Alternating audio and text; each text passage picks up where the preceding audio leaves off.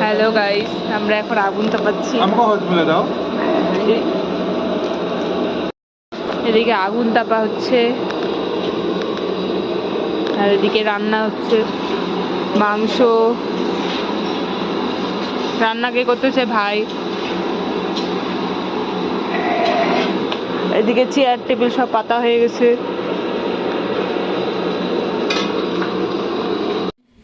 এখন খাওয়া দাওয়া হচ্ছে, খাওয়া দাওয়া পরিবেশন করা হচ্ছে। সবাই খাওয়া দাওয়ার পরে হবে। তুমি বলো, তুমি বলো না। হ্যাঁ বলো, এত হচ্ছে, বলো বলো। এত আর